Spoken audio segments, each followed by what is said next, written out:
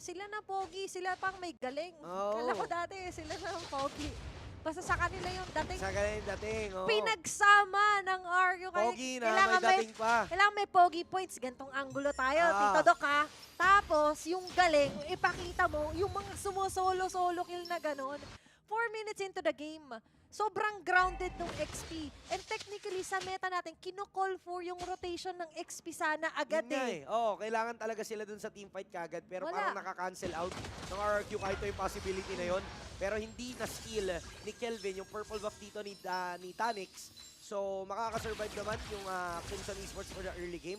Pero evident lang talaga na lugi sila dito. 2K gold lead.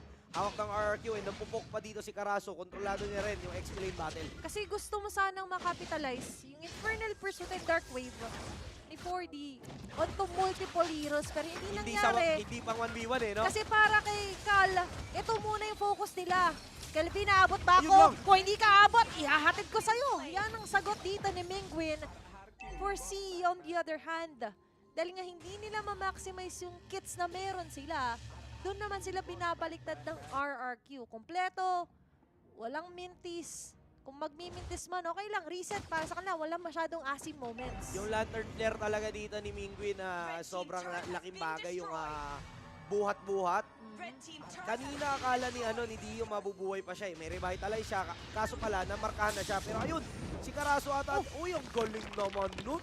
Grabe, Sure kasabay. kill na yun eh. No, sure kill na yun, Athena eh. Actually, yun na nga yung magiging call natin. Oo. Nanghingi na ng tulong. Pero kahit nanghingi ng tulong, ready. pa rin. Pala mo, Boy Scout, laging handa. Laging handa. At gusto ni Carazo yun. Ma-exhaust man yung flicker niya, but technically, dalawa yun.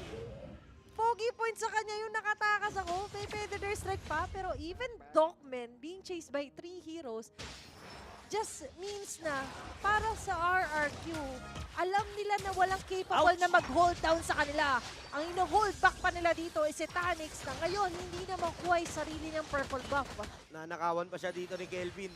So kung kanina hindi nagtagumpay yung RRQ kahit sa pag-steal ng purple buff, ngayon naman ay gumana na. Nabubuhat-buhat lang. Lantern flare Sakit. coming from Mingwin. Napakalinis ng kanilang ginagawang pressure dito pero mukhang tatalon. Wala nga lang tatamaan. Dinisinfect lang yung lugar. Checkpoint lang po. Ilan po yun nandyan? Sige, dalawa. Atras muna kami. Dito mama, nakapag-disperse.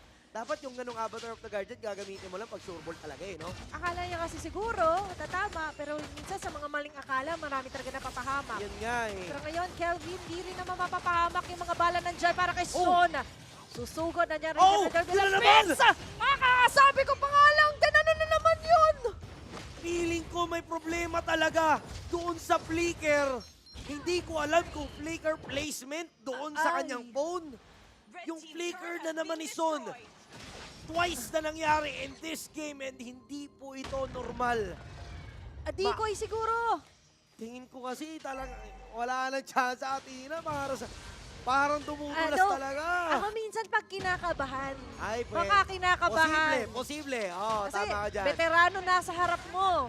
Oo. Mingwin, Dokmin. Naging parte ng team of the season din tong si Mingwin. Oo. Diba? At si may part May din. aura, may aura eh. May aura farming para dito kay Tito Doc. At di lang yan pati pagpa-farm dito ng CE, compromise na rin. At ang laking factor nun, hindi sa maliit na bagay, malaking bagay siya, di ba Santi? Yes, ang laking impact nung ganong error kasi dapat buhay ka pa eh. Ginamit mo nga yung flicker para mag-survive eh. Tapos parang ang nangyayari, nagagamit mo yung flicker, nababurn na yung spell, namamatay ka pa. Baka pagkahamon niya yun, sabi niya, kaya mo? Kaya mo? Sige nga. Tapos nabigyan nga talaga, ano. Ganyan Mahirap. naman ng bata ko eh. Mahirap pag ganyan.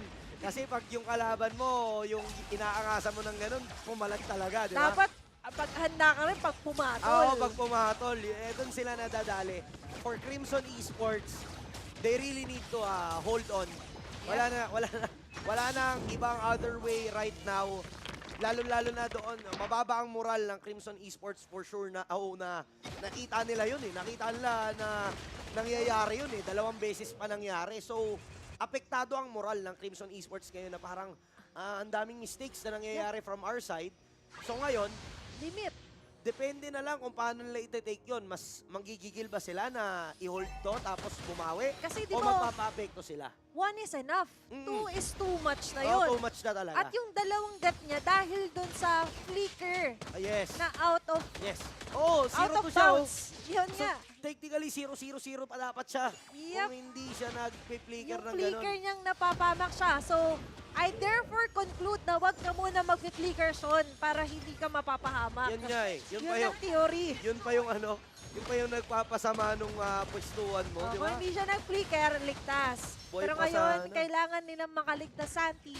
Dahil all in all, kahit Naku! unang Lord pa lang yun, is mabuwas agad dito ang si tatalon pa si Kratos sa pinakalikod. At tama, ang bravest fighter, pinagtutunungan ng dalawa, pero napakakunat niya. Kahit may revive na sila Leon, nangangaray pa rin sa Aroy! sakit. Papasok sa apat, tatamaan na dalawa, bagsak ang isa. Gawin pa nga natin tatlo, kasi ngayon, tatlo pula na buhay para dito si RQ Kaito. On the other hand, ay buhay pa rin naman. At atake, diretso lang ang tingin. 2-0 para sa RRQ Kaito. Kingdom na naman ang mananaig.